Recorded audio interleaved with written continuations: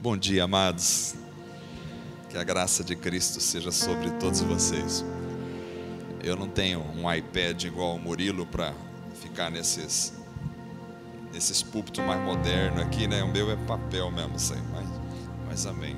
Graças a Deus. Eu queria convidar você para abrir a sua Bíblia.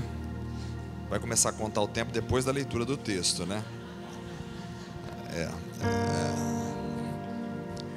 Êxodo capítulo 33.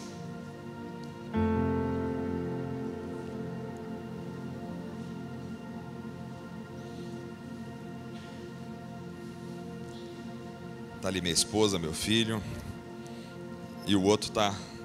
Nós deixamos ali no Kids para pegar ele só a semana que vem. Êxodo capítulo 33. Gostaria que você acompanhasse a leitura da palavra. Eu vou ler na Nova Versão Internacional. Diz assim a palavra do Senhor. Depois ordenou o Senhor a Moisés: saia deste lugar com o povo que você tirou do Egito, e vá para a terra que prometi com juramento a Abraão, a Isaque e a Jacó, dizendo: eu a darei a seus descendentes. Mandarei à sua frente um anjo e expulsarei os cananeus, os amorreus, os hititas, os fariseus, os heveus e os jebuseus. Vão para a terra onde manam leite e mel, mas eu não irei com vocês, pois vocês são um povo obstinado e eu poderia destruí-los no caminho. Quando o povo ouviu essas palavras terríveis, começou a chorar, e ninguém usou enfeite algum. Isso porque o Senhor ordenara que Moisés dissesse aos israelitas: vocês são um povo obstinado. Se eu fosse com vocês, ainda que por um momento, eu os destruiria. Agora tire os seus enfeites e eu decidirei o que fazer com vocês. Por isso, do monte Horebe em diante, os israelitas não usaram mais nenhum enfeite. Moisés costumava montar uma tenda do lado de fora do acampamento. Ele a chamava tenda do encontro. Quem quisesse consultar a Deus ia à tenda fora do acampamento. Sempre que Moisés ia até lá, todo o povo se levantava e ficava de pé à entrada de suas tendas, observando até que ele entrasse na tenda. Assim que Moisés entrava, a coluna da nuvem descia e ficava à entrada da tenda, enquanto o Senhor falava com Moisés. Quando o povo via a coluna de nuvem parada à entrada da tenda, todos prestavam adoração em pé, cada qual na entrada da sua própria tenda. O Senhor falava com Moisés face a face, como quem fala com seu amigo. Depois Moisés voltava ao acampamento, mas Josué, filho de Num, que lhe servia como auxiliar, não se afastava da tenda. Disse Moisés ao Senhor: tu me ordenaste, conduz este povo, mas não me permite saber quem enviarás comigo. Disseste: eu conheço pelo nome, e de você tenho me agradado. Se me vês com agrado, revela-me os teus propósitos, para que eu te conheça e continue sendo aceito por ti. Lembra-te de que esta nação é o teu povo. Respondeu o Senhor: eu mesmo o acompanharei e lhe darei descanso. Então Moisés lhe declarou: se não fores conosco, não nos envies.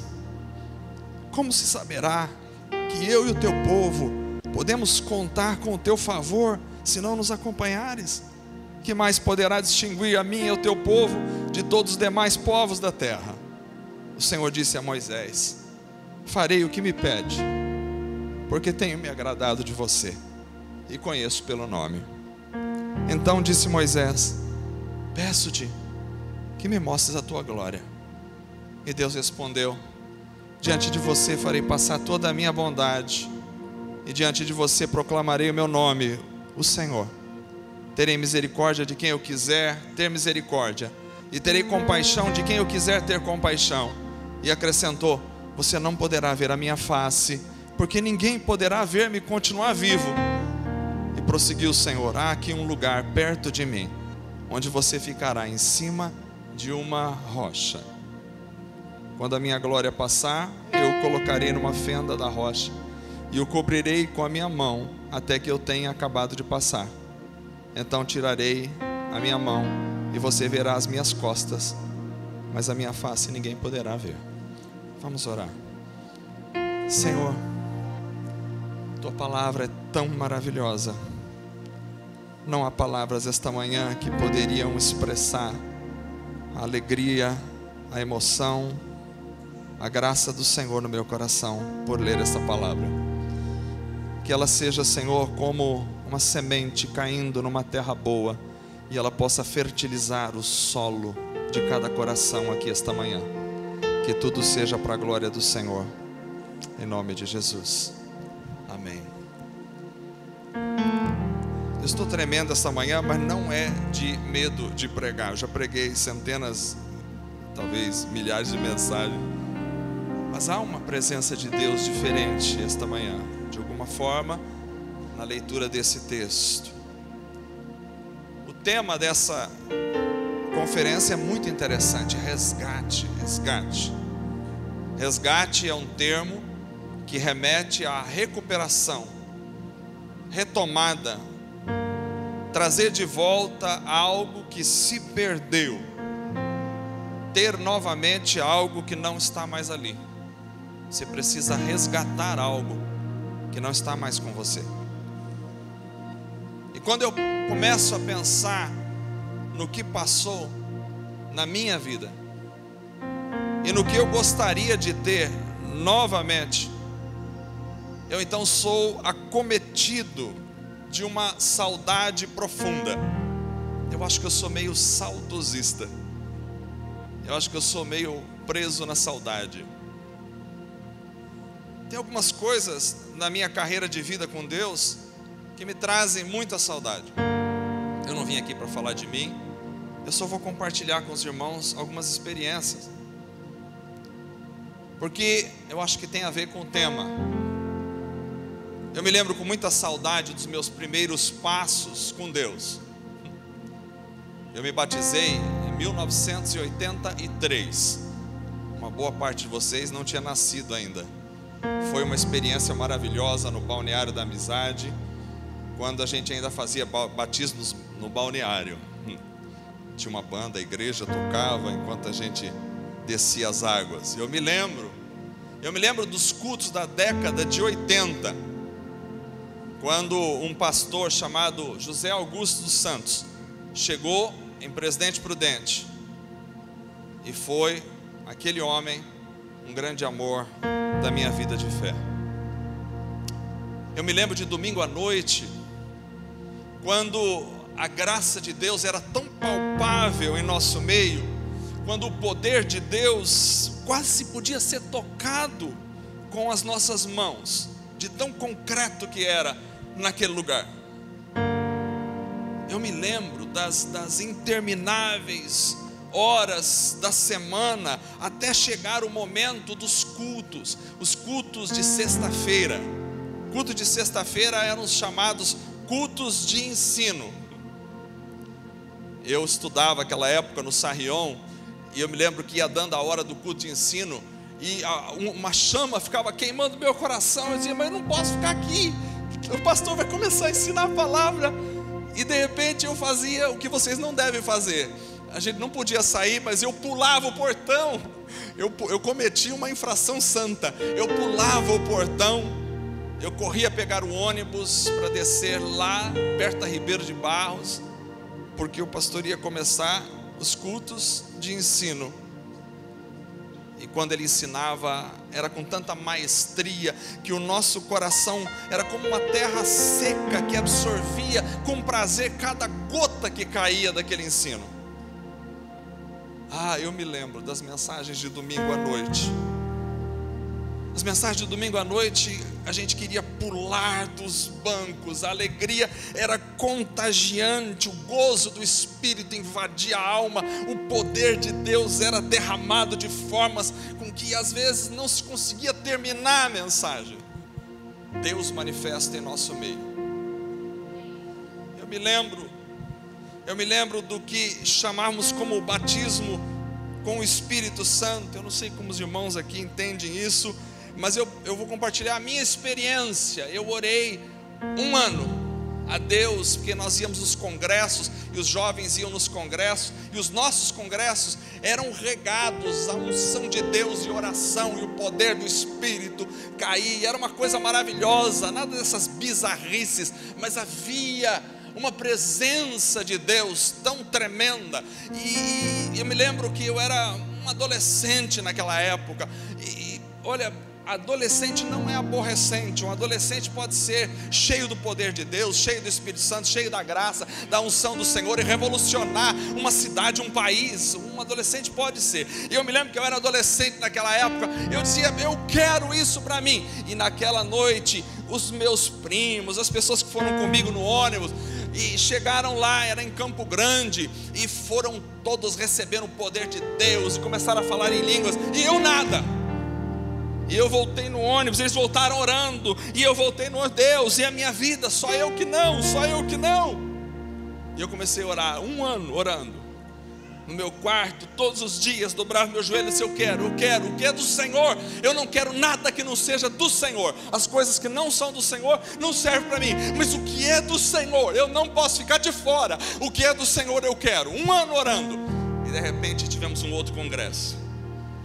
Quando fomos naquele outro congresso, havia um pastor chamado Alejandro Rodrigues Gonzalez, um uruguaio, que se tornou também um grande amor da minha vida. Ele já partiu, está com o Senhor. Ele tinha 180 quilos, e nós subimos num palco, e alguns jovens diziam assim, pastor, eles querem orar, para receber o poder do Espírito Santo, o batismo com o Espírito Santo. E o pastor Alejandro disse, pregou, e ele pregava meio português, meio espanhol, hermanos, e aí de repente ele disse assim, hay aqui alguns jóvenes que querem receber o poder do Espírito, venham acá. E nós subimos lá naquele palco, e começamos a orar, e a igreja começou a cantar, tem até 3 horas da tarde, né?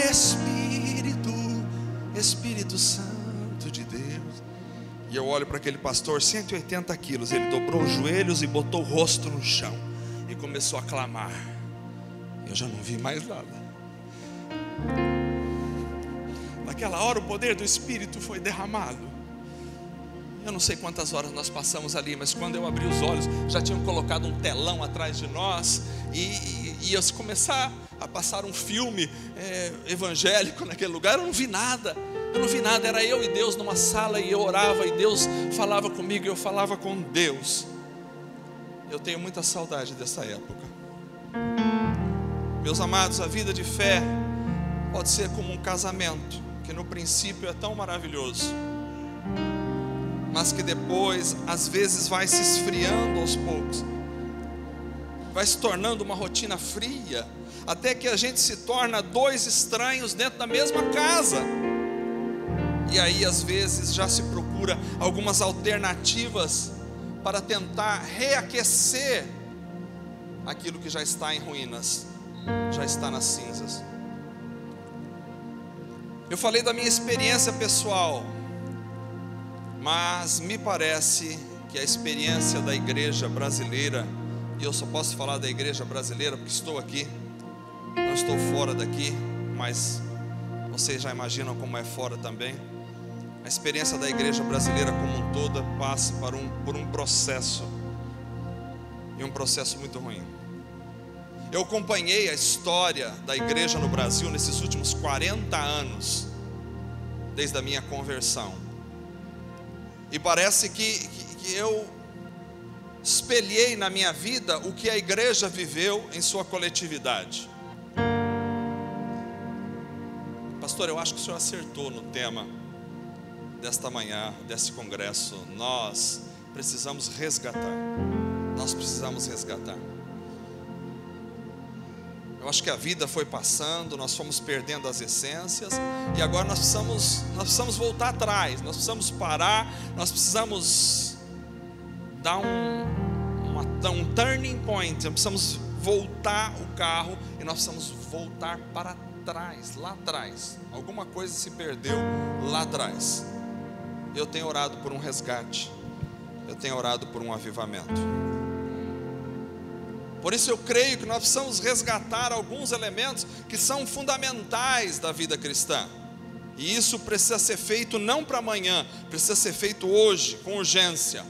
ao olhar a igreja na Inglaterra, que foi o berço de avivamentos e de obras missionárias, hoje está só os cacos, os pedaços, igrejas fechadas, templos vazios.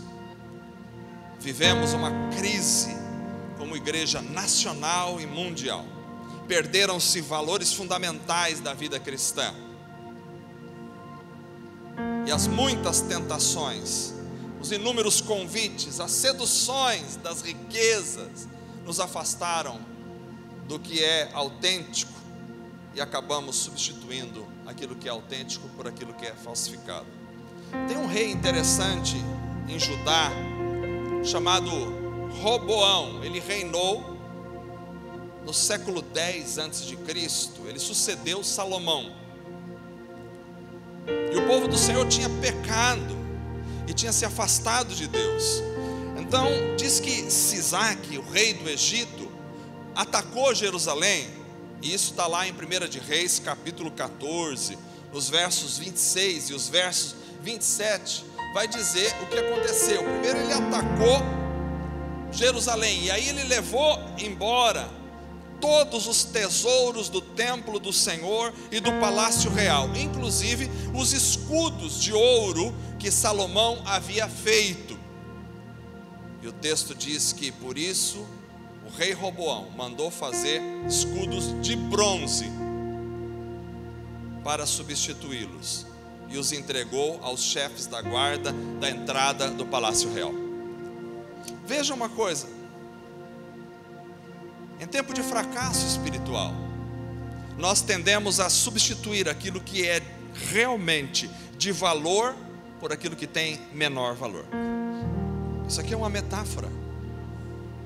A história de Israel é uma metáfora da vida das pessoas. Às vezes a gente substitui o ouro pelo bronze. Não tem o ouro mesmo, vai o bronze. Não tem o fogo mesmo, vai o fogo estranho. Na falta do ouro, qualquer coisa serve. Eu acredito que nós precisamos resgatar o ouro. Não estou falando aqui de recursos, estou falando de finanças, estou falando de nada disso. Estou falando metaforicamente, nós precisamos resgatar aquilo que tem valor, porque está cheio de bronze, lata, plástico, no meio de todo o povo. Hoje, por exemplo, perdeu-se o poder de Deus e substituiu-se por manifestações emocionais. Na falta do poder, vai a emoção. Se a gente conseguir, de alguma forma, tocar no povo e o povo chorar, isso amém, aleluia, glória a Deus, foi bênção. E aí, chorei o tempo todo, mudou alguma coisa? Não. Choro sem mudança não é poder de Deus. Perdeu-se a conversão real e substituiu-se por mudança de comportamento. O indivíduo entra na igreja, faz um cursinho, aprende certos comportamentos, aprende que é pecado roubar, matar, beber, fumar, prostituir, adulterar. Pronto, é isso que eu tenho que fazer, é isso que você tem que fazer. Muda o comportamento, mas não muda a vida, a essência, não se converte. Mudança de comportamento não significa necessariamente conversão, porque mudança de comportamento, qualquer ONG muito bem preparada pode conseguir naqueles que estão ali. Alcoólicos Anônimos é um exemplo disso. Não é necessário o poder de Deus para mudar um comportamento, mas é necessário o poder de Deus para mudar a essência da vida de uma pessoa. Perdeu-se a conversão real, agora nós temos pessoas em geral que aprenderam comportamentos, mas nunca se converteram. Perdeu-se o louvor a Deus e foi substituído pelo show gospel. Show gospel. Agora a gente até deu esse nome, gospel, ficou mais bonito. Show gospel. Aí as pessoas vêm, elas fazem o show acontece e todo mundo sai deslumbrado. O guitarrista, não é que não, o guitarrista arrebenta, o baterista quebra a baqueta, o tecladista põe fogo no teclado, mas é fogo de agilidade no teclado, e todo mundo sai assim, que coisa linda, mas ninguém louvou a Deus. Perdeu-se a adoração ao Senhor substituiu-se pela adoração ao pastor, ao líder. Perdeu-se a pregação e o ensino autêntico da palavra e substituiu-se por mensagens de autoajuda, palavras de efeito, chavões gospel no meio do povo. Então você vai assistir uma preleção, via de regra eu não consigo assistir mais do que 2 minutos na internet. Não que todas que estejam na internet são ruins, tá aí as do pastor Anderson que são boas, do Murilo mais ou menos, não, é boa também, tá lá, mas tirando vocês daqui, você vai assistir 5 minutos depois, já não dá mais, porque é uma coxa de retalho de chavões, é uma coxa de retalho de frases de efeito, é uma tentativa de... Você não precisa da Bíblia para isso, é só fazer um curso de autoajuda. Tem um monte na internet, as pessoas acordam, olham para o espelho e dizem: eu sou lindo, hoje eu vou conseguir. É isso aí, frase de efeito, o tempo todo no meio das pessoas. Não existe mais palavra de Deus que transforma a alma, a vida, que produz compromisso. Perdeu-se homens comprometidos com Deus nos púlpitos e se substituiu por gente oportunista e manipuladora. Perdeu-se o amor verdadeiro e se substituiu por amor deturpado. Hoje se fala muito em amor, mas que tipo de amor? Perdeu-se a santidade. O Murilo disse assim para mim: tenho certeza que você vai falar de santidade. Assim, eu não tenho como fugir. Perdeu-se a santidade, substituiu-se por ativismo. Perdeu-se a unção do Espírito, substituiu-se por carisma psicológico e coleguismo. Eu me lembro que eu chegava perto do meu pastor. Ele era um homem tão cheio do poder do Espírito, tão cheio da graça de Deus, que ao chegar perto dele eu sentia alguma coisa, eu tinha medo. Eu disse: eu estou em pecado, esse homem vai revelar a minha vida aqui agora acabou tudo. Eu tinha medo de chegar perto dele. Hoje a gente vê os pastores, homens, a gente mete o pé nele, chuta, dá um tapa na cara, dá um soco no rosto, sai falando, porque ninguém tem mais unção, não tem mais nada de Deus. Não é só meu pastor Mário Roberto Lindstrom, que foi um dos fundadores da Igreja Avivamento Bíblico no Brasil.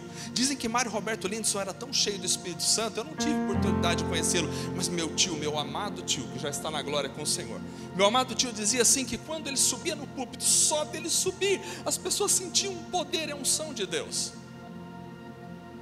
Um dia Mário Roberto Lindstrom ficou hospedado na casa de um pastor, e de repente as crianças disseram assim: pai, o que está acontecendo em casa? Tem alguma coisa diferente no ar, tem alguma coisa diferente, uma presença diferente aqui, tem alguma coisa diferente em casa. Era a presença de um homem cheio do Espírito Santo. Charles Finney, quando entrava nos lugares, as pessoas começavam a chorar, só na presença dele, as pessoas começavam a chorar. Homens cheios do Espírito Santo. Perdeu-se a unção do Espírito, perdeu-se a vida com Deus, substituiu-se pela religião, perdeu-se a adoração a Deus, substituiu-se por idolatria a pessoas e a animais. Hoje as pessoas dão mais valor aos animais do que a próprias pessoas. Isso é um pecado. Eu não estou dizendo que você tem que maltratar o seu animalzinho, eu não estou dizendo que você não tem que cuidar do seu animalzinho. Tudo é de Deus e para Deus e tem que ser tratado com amor e carinho. Mas quando você ama mais o seu animal do que um ser humano, o seu amor está deturpado pelo próprio Satanás. Você acha que a mensagem do Murilo foi pesada ontem? Você tem que cuidar dos animais, mas você tem que amar as pessoas. As pessoas gastam fortunas em pet shop. Se você tem pet shop, desculpe. As pessoas gastam fortunas em pet shop, mas são incapazes de dar R$10 para uma criança que está precisando. São incapazes de comprar um lanche por mão que está com dificuldade, mas faz festas milionárias para cachorro e gato. Entenda o que eu estou dizendo. Perdeu-se o arrependimento e substituiu-se por engajamento no povo. O camarada chega, ele não se arrepende, mas ele enturma, e enturmou, tá legal, já está da igreja, já é crente. E aí, você é crente? 20 anos depois o cara ainda está vivendo uma vida cheia de idolatrias dentro da alma, com ódios no coração, com mágoas, mas ele está enturmado, ele faz de tudo, ele participa até do Kids. Brincadeira. Eu não sei de nada daqui, então eu posso brincar. A única coisa que eu sei é que tem um negócio que chama Kids, que o meu filho adorou. Vai lá, boa. E o Murilo está querendo trazer os dois para cá, miserável. Perdeu-se o interesse pela oração e substituiu-se por, de alguma forma, desejo por estar apenas repetindo mantras. Perdeu-se o amor por Deus, substituiu-se por amor às bênçãos. Perdeu-se a conversão, substituiu-se por enchimento de igreja. Não importa se as pessoas estão convertidas, importa é que a igreja esteja lotada. Se a igreja está lotada, o pastor fica satisfeitíssimo, feliz da vida, contente, vai para casa falando em línguas e dorme sonhando com Deus. Mas se a igreja tem 5 pessoas ou 10, o pastor entra em crise e quer se matar. Ninguém pergunta se estão convertidos, ninguém se preocupa se estão convertidos. O importante é que eles estejam aqui, sentados, ouvindo e contribuindo. Precisamos resgatar. Isso eu falo da minha própria realidade. Eu estou pregando para mim essa manhã. Precisamos resgatar. Essa mensagem poderia durar talvez um mês. O Cacá me deu só 3 horas para falar. Essa mensagem poderia durar um mês e nós não conseguiríamos esgotar todo o assunto. Mas eu quero hoje delinear alguns princípios fundamentais que a gente precisa resgatar. O texto que lemos hoje de manhã é o texto de Êxodo 33, como você acompanhou. Eu sei, é Antigo Testamento. Alguém pode estar falando, é o Antigo Testamento. Fosse lá, já estavam me questionando, é Antigo Testamento, hein? Mas nós não podemos esquecer que Paulo nos diz em Romanos capítulo 15, verso 4: pois tudo que foi escrito no passado, está falando do Antigo Testamento nosso, foi escrito para nos ensinar, de forma que por meio da perseverança e do bom ânimo procedentes das Escrituras, Antigo Testamento, porque o Novo ainda não estava escrito, mantenhamos a nossa esperança. Foi escrito tudo para nos ensinar. Antigo Testamento caducou, acabou, isso aí não entra nessas besteiras. Nós não estamos mais debaixo da lei, mas o Antigo Testamento existe para nos ensinar princípios de Deus. Então esse texto é para nos ensinar, para que por meio da perseverança e do bom ânimo procedentes das Escrituras mantenhamos a nossa esperança. E aí o texto de Êxodo capítulo 33 relata um fato que acontece logo depois do bezerro de ouro. Vocês sabem disso. Quando Moisés estava no Monte Sinai, Deus estava falando com Moisés, Deus estava dando as tábuas dos 10 mandamentos para Moisés, e como ele se demorava a descer, o povo se apressou a fazer um bezerro de ouro. Vou dizer uma coisa para vocês: o pecado sempre vem quando nós não temos paciência de esperar o agir de Deus. O agir de Deus acontece como Ele quer, quando Ele quer e na hora que Ele quer. Mas quando a gente não quer esperar o agir de Deus, porque a gente está tão acelerado na nossa sociedade corrompida, que a gente faz as coisas por nós mesmos. O pecado sempre chega nesse momento, ele encontra terreno fértil. E os israelitas falaram: Moisés, está demorando muito para descer, vamos fazer um bezerro de ouro. Fizeram um bezerro de ouro. O pecado sempre vem quando a nossa fé está firmada em homens e não em Deus. Cadê Moisés? Cadê o pastor? Não está aqui? Então vamos bagunçar, vamos dançar o carnaval, o pastor não chegou ainda.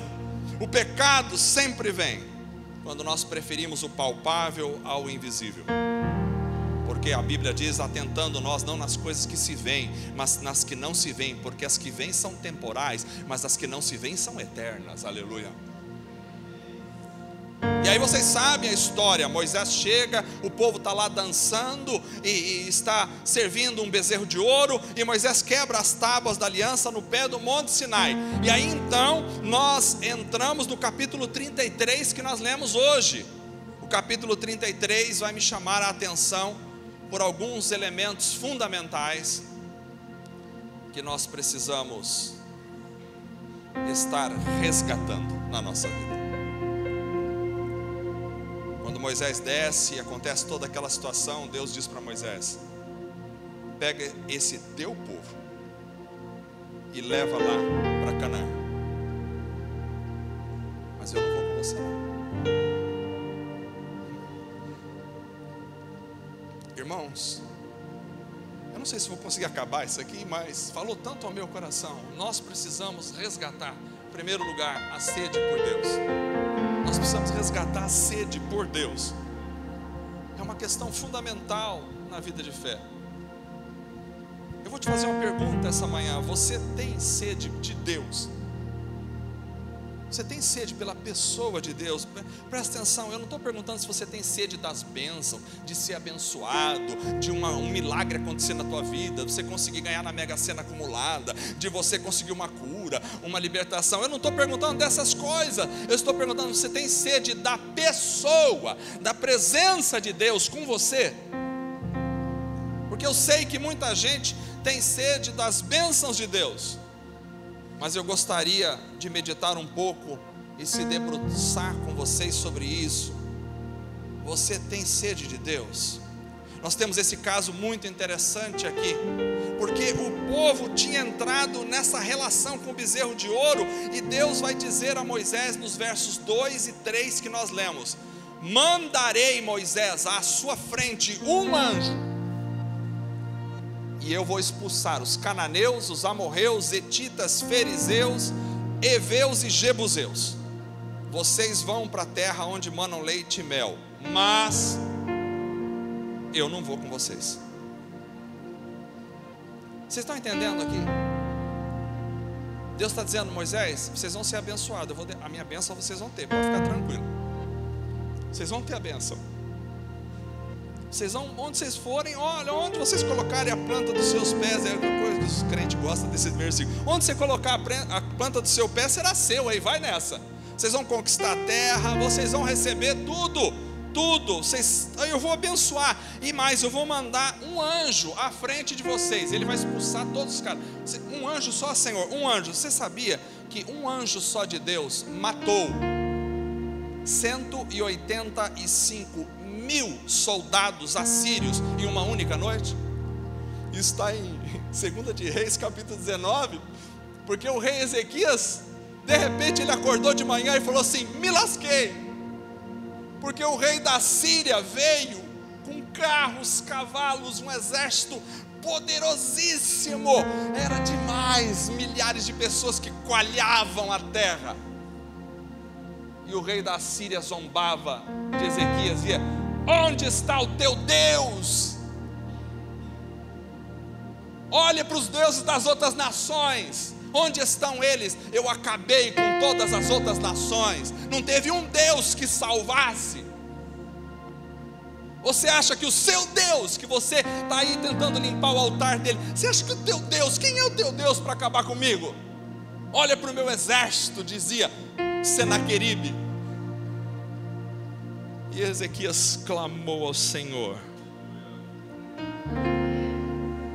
e o profeta Isaías assim mandou um recado: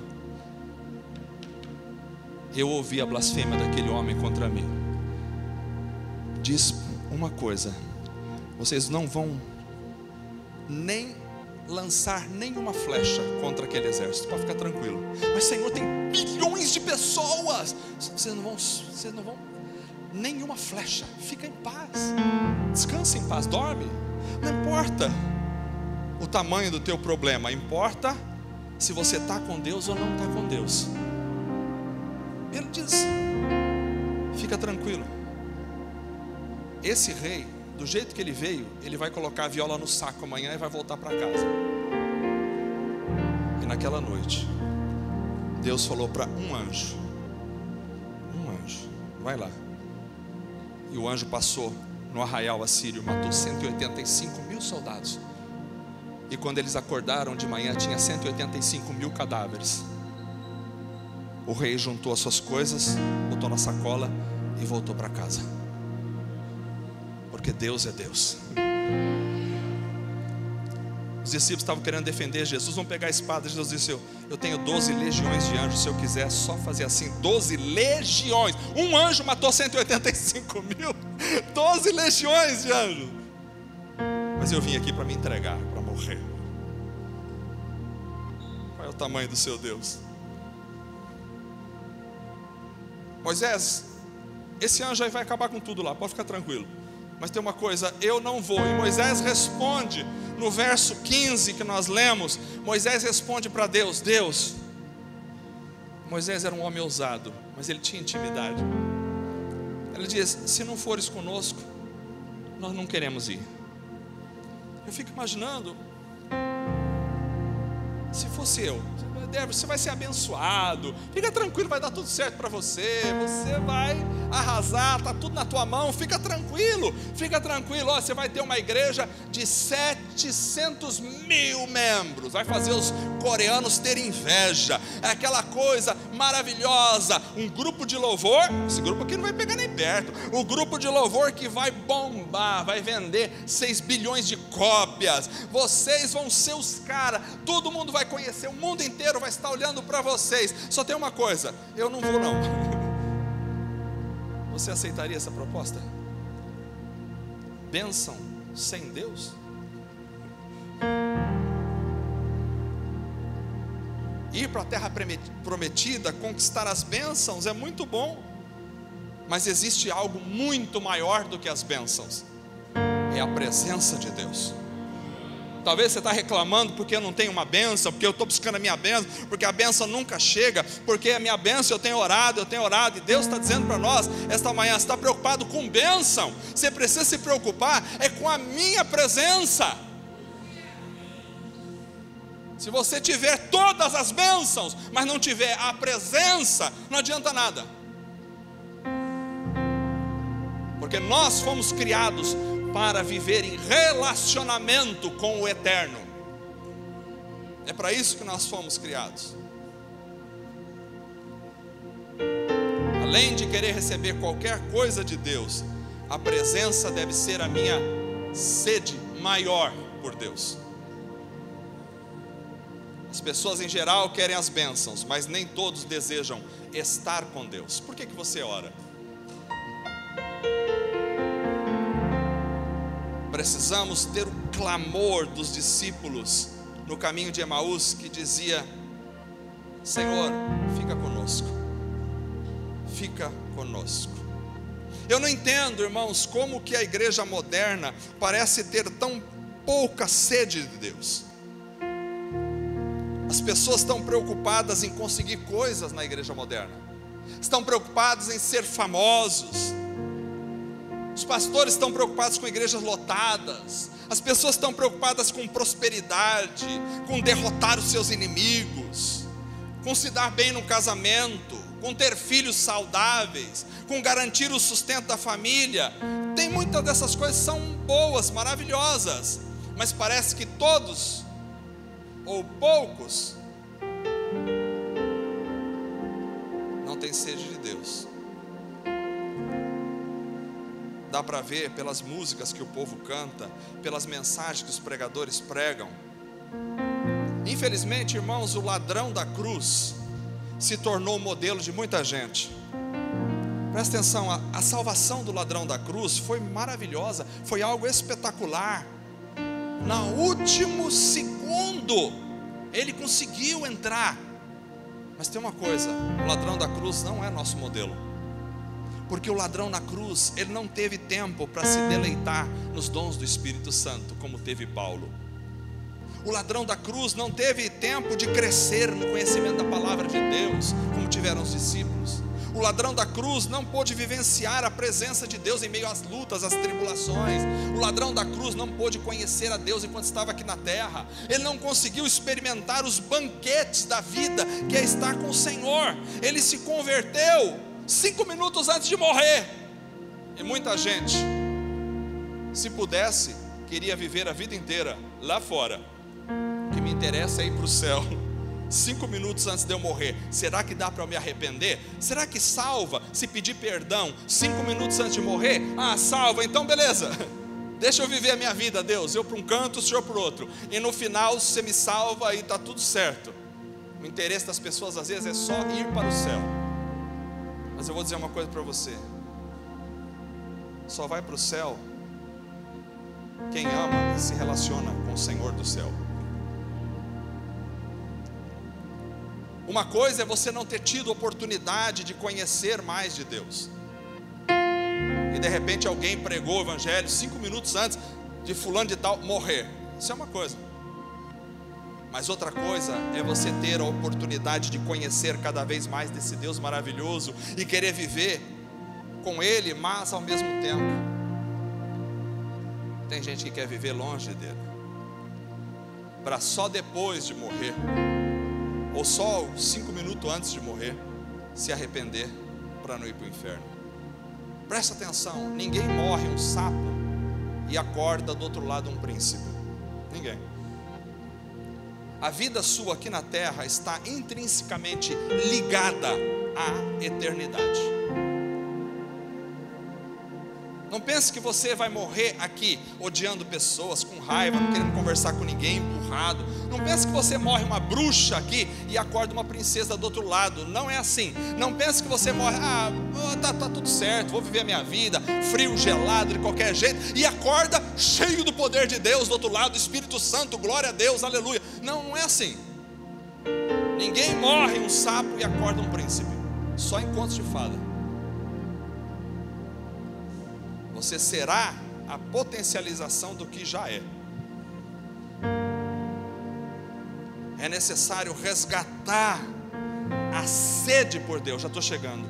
É necessário resgatar a sede por Deus. Isaías 44, verso 3 vai dizer: porque eu derramarei água na terra sedenta e torrentes na terra seca, derramarei do meu espírito sobre a sua prole e a minha bênção sobre os seus descendentes. É preciso ser uma terra seca, dizendo: Deus, eu quero de ti, eu quero da tua presença, eu quero viver com o Senhor, eu quero te conhecer, eu quero andar ao seu lado. Em João capítulo 7, verso 37 e verso 39 ao 39, nós lemos que no último e mais importante dia da festa, Jesus levantou-se e disse em alta voz: se alguém tem sede, venha a mim e beba. Quem crer em mim, como diz a Escritura, do seu interior fluirão rios de água viva. E o texto diz que ele estava se referindo ao Espírito, que mais tarde receberiam os que nele crescem. Até então o Espírito ainda não tinha sido dado, porque Jesus não fora glorificado. Nós temos que resgatar a sede por Deus. Interessante, porque Jesus chega no último dia da festa. Os judeus eram um povo festeiro, faziam festa de uma semana, festa regada a muita bebida, muito vinho, e não tinha sede na festa. Se Jesus chegasse no primeiro dia da festa e dissesse de repente: olha, quem tem sede, talvez muitas pessoas, eu estou com sede. Mas Jesus chegou no último dia da festa e se levantou. Por quê? Porque a sede que Jesus estava falando é uma sede que o vinho não pode matar, é uma sede que a festa não pode matar, é uma sede que o carnaval não pode matar, é uma sede que o dinheiro não pode matar, é uma sede que a fama não pode matar, é uma sede que o companheirismo não pode matar, é uma sede que o casamento não pode matar, que o namoro não pode matar, que os filhos não podem matar, é uma sede que o trabalho não pode matar, é uma sede que nada pode matar, porque é a sede de Deus, da presença do Espírito na vida. Quem tem sede, venha.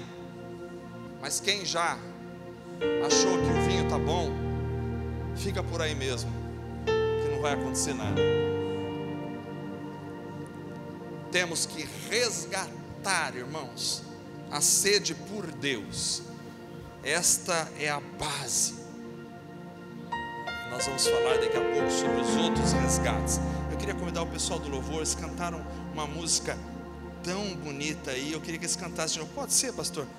Uma música tão bonita, eu queria que eles viessem aqui à frente para cantar de novo. Eu não vou cantar junto para não estragar o grupo de louvor, mas eu vou dizer uma coisa para você: como é que resgata a sede por Deus? Você precisa olhar para Deus.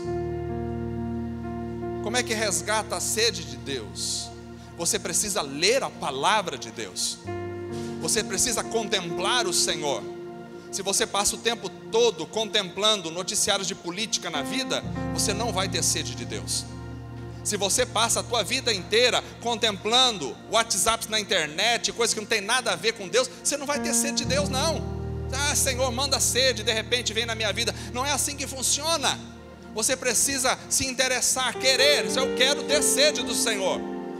Você precisa ler a palavra, você precisa contemplar a Deus, você precisa se curvar diante do Senhor, você precisa entrar em adoração e dizer: Senhor, eu quero ter sede do Senhor, mais do que sede das tuas bênçãos, muito mais, eu quero ter sede do Senhor, porque ainda que Ele me mate, nele esperarei, dizia Jó.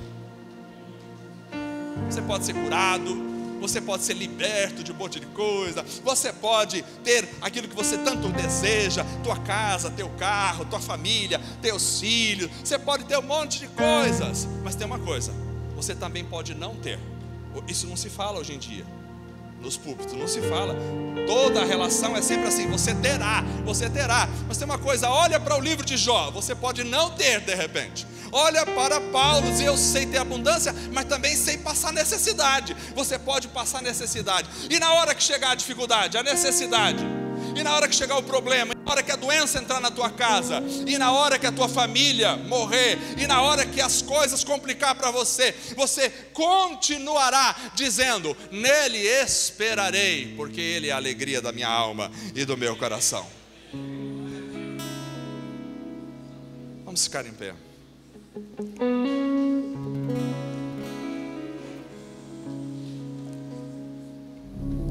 Feche os seus olhos, vamos orar. Senhor Deus, age na nossa vida esta manhã. E nós queremos ser tocados pelo Senhor. Que haja corações sedentos de Ti esta manhã nesse lugar. Em nome de Jesus.